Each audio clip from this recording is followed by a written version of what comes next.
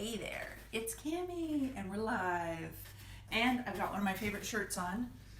It says, oops, I arted. So I am excited to hang out with you guys today. So we have some drawing things I want to show you.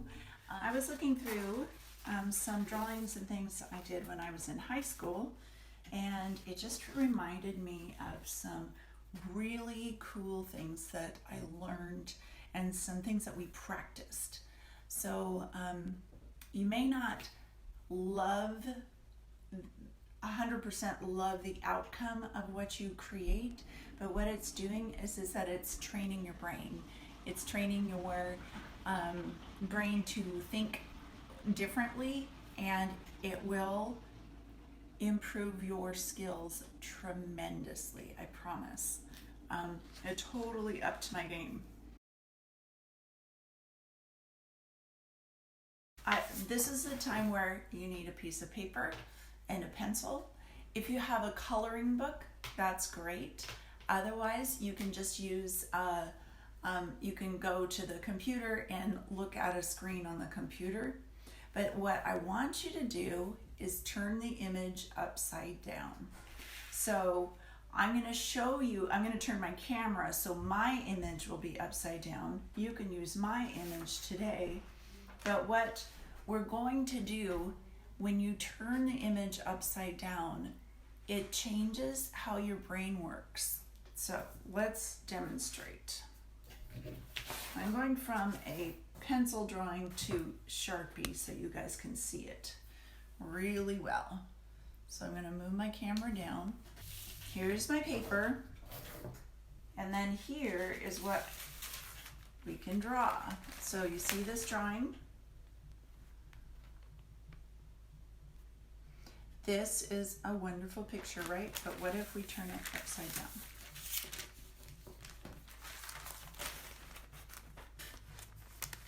So it changes things. Instead of drawing a little girl with bunny ears holding her Easter basket, you're drawing shapes.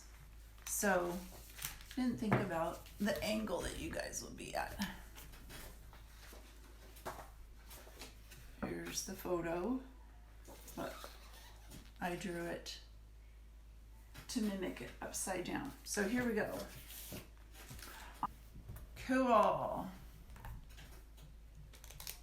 Okay. Get it as big as we can for you guys. So, do you see that when I turn it upside down, it starts going into shapes? Even if you just do a portion of the picture, the shapes end up being more realistic, because I'm going to talk out loud, and this is what my brain does. My brain starts to say, okay, so starting here, it makes like a little shape like this. Oh, sorry, I thought I'd do it in Sharpie so you could see what I was doing. It goes like this, and then it goes like this, and then, oh, is that a triangle? Maybe that's a triangle, I don't know, but it's not quite a triangle. It kind of does this, and then it does that. So my specific words of symbols almost goes away, and I start talking in nonsense because my brain is chewing on the ins and the outs of the lines and not worried about. See, I just got quiet. Concentrating. My brain goes concentrating on the ins and the outs of the lines and not the what I'm drawing. I didn't tell myself, oh, I'm going to draw the bunny ears now. I was looking at the shape and trying to mimic the shape. And it's a practice, and it becomes a skill, and that's how you end up drawing more realistically. Okay, so let's see, down here, there were some lines kind kind of like some long, skinny, jaggedy, and then a little bit of curl and a little bit of curve and something like this. So you see how this could help you? Drawing upside down tells your brain it's time to stop naming things and time to start just drawing the correct shapes.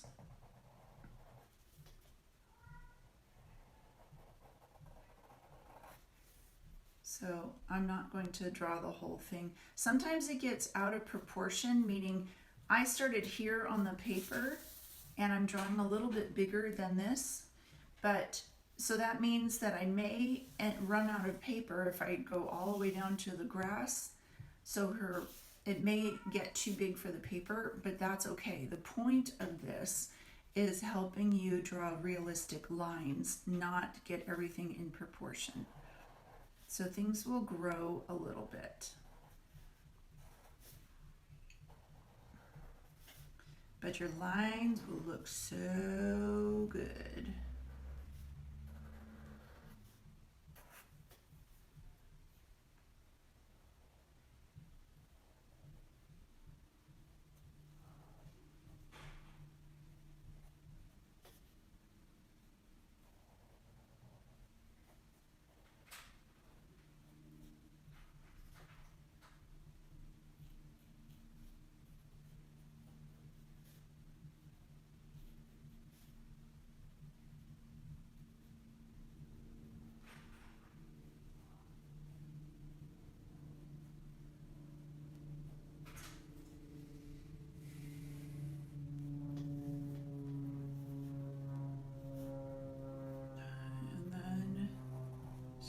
Some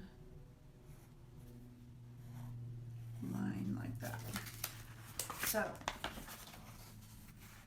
by turning it upside down, it helped me draw it.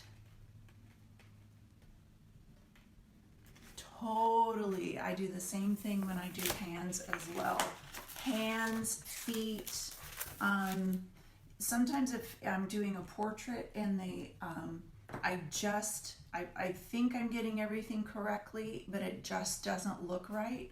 I turn the photo upside down. Oops, that's right side up for you. I'll turn the photo upside down and my sketch upside down and stare at it and see what isn't working, what's out of proportion. Another trick that I do to help me get things into proportion. Now this will take a little bit of practice because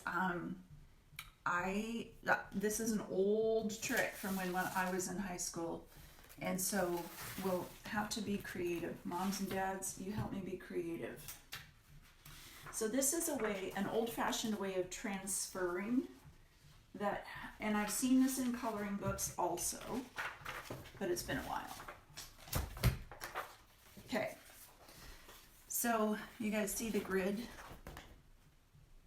This grid is a way that you can slide into a picture in here. So let's say I wanted to transfer her exactly. So it works better on a black and white or on I'm going to show you my drawing. You see the drawing there? So let's say you wanted to copy that drawing. You could draw the same size squares. So I know that these are 1-inch squares.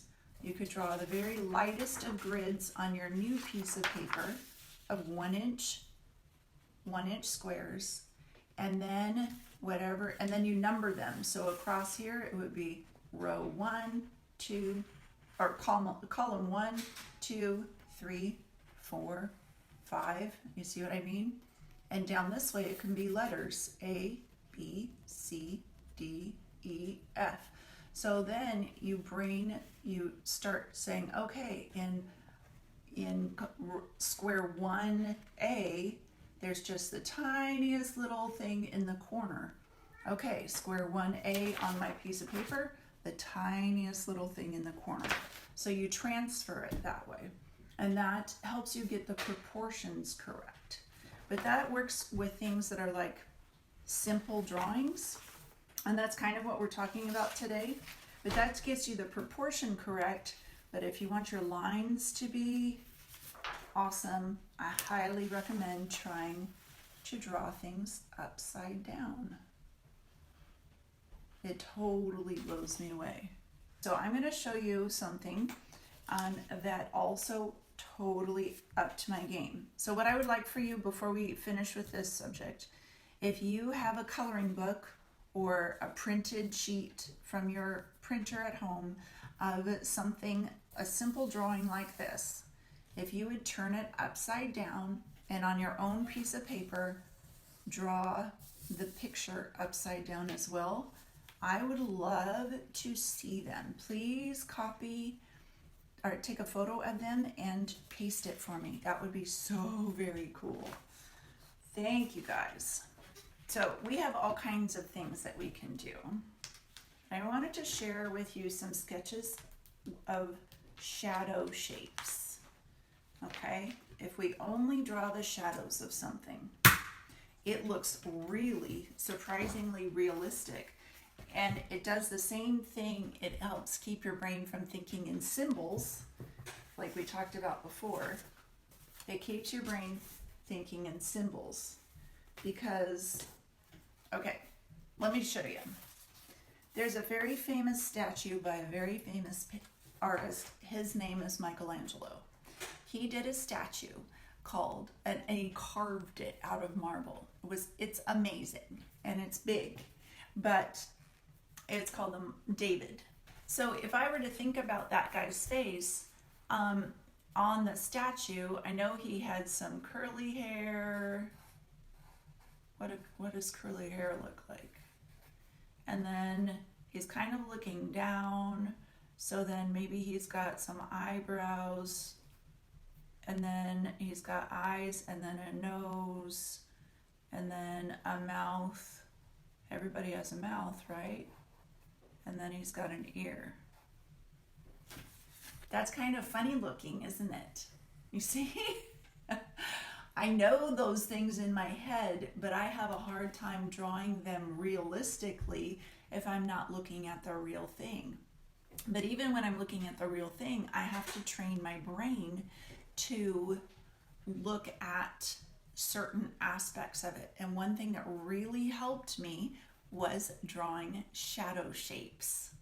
So let me show you a picture of Michelangelo's David that I did in high school when I learned the shadow shape thing. I drew the shadows to show the form of Michelangelo's David. This one is interesting. I love the shapes and it's just kind of artistic, but does anybody know what that is? Any guesses? All shadow shapes. It's a woman's neck. It's the shadow under her chin going down her neck right here, and that's like her collarbone. The little bumps right here, that's her shadow shapes of her neck. I just thought that the lines were really cool. When I first started drawing shadow shapes, I really loved to do flowers. They're so interesting. So this is a rose, but I didn't actually draw the rose. I just drew the shadow shapes. Does that make sense? I'm going to give you a chance to practice in just a second. So those are some of my drawings just from drawing the shadow shapes. So now, if you get that, that helps you get realistic lines and forms in there, right? And so if you do that, then, and then you actually draw the object or paint in the object, once you've got your shadow shapes in there, you've got an amazing thing. So here is a portrait that I did in high school. So you see the little girl, that's somebody gave me her picture to do, and then I did a pencil drawing of it for, I think it was her grandpa, but it was super fun. But these things that I'm showing you right now helped me do this. Learning about the shadow shapes, doing it upside down, and doing this grid transfer thing. All right, let's talk about the tissue box. Do you see all the wrinkles and the shadows, the wrinkles in here that the shadows are on the tissue box? And what do we know about the box itself? With the light coming around. Now I have studio lights on, so they help not have, they make it bright all on any side except this back side here. But can you imagine if you're just looking at a tissue box in your own home, it's going to have a shady side and a bright side depending on where the light is hitting it. And the same light is going to light up the shadows on your tissues. So let's do this for a second. I'm going to show you the tissue box. So if you want to just practice a little thing, try drawing the tissue. Now, you have a pencil, right? And you don't have, like, what you can do is your finger for smudging. But what we're going to do, I'm thinking my view isn't going to be the same view as yours, but I'm trying to think about that, how I can show it for you guys. All right, I'm just going to show what I see for shadows, because so I'm going to draw the shadow shapes.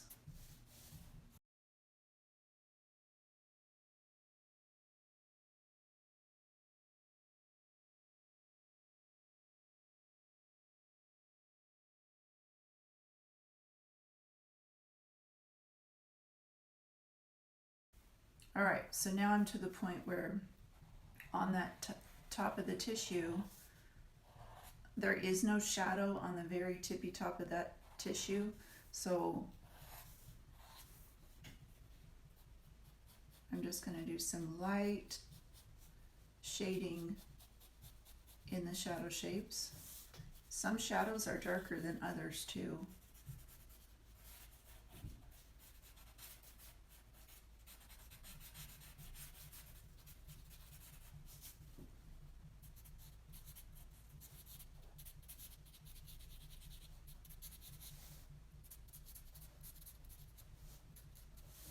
And you guys get this lovely view upside down, don't you?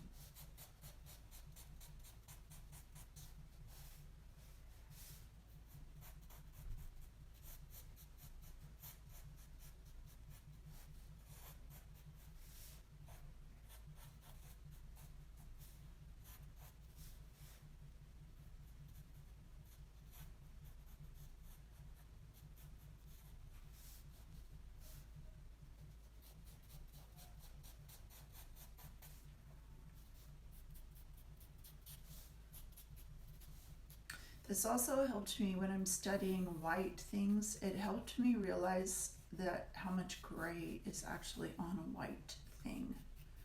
It's not just pure white either.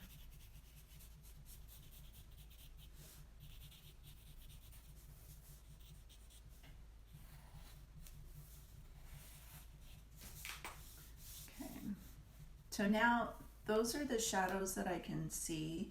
I could start on the box. This side of the box is going to be more shadowy. There's shadows because of that went in a little far. So this side of the box is it more of a shadow. There's a shadow from the tissue on the box. Just a light one.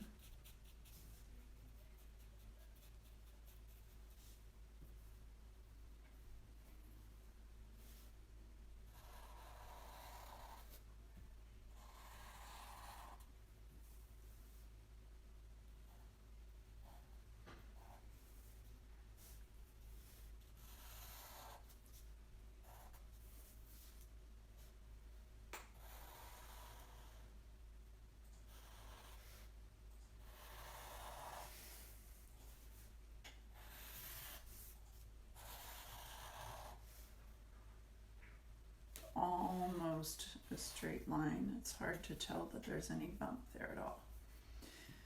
Okay, so this is our shady side of the box.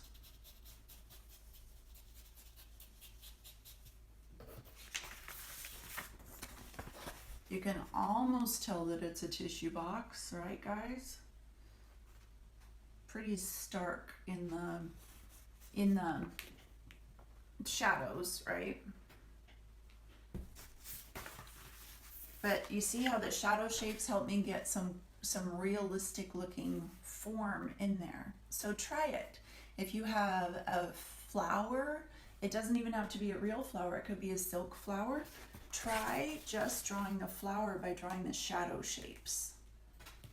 So there you have it. You have 3 different ways to try making to practice so that your skills get better and better.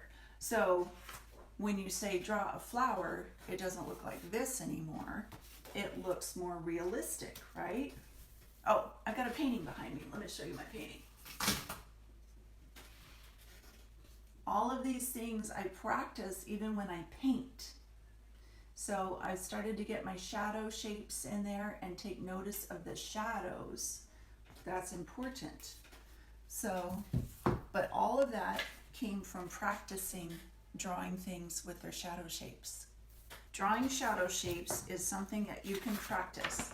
When I was first starting, I thought it was easier to practice drawing white things, and that's why I chose the tissue box, because I wanted to show you that it was a little easier to see the shadows when you're just dealing with one color. But if you have a ball, start with the ball and draw the different shades of shadowing on the ball. That's totally a game changer.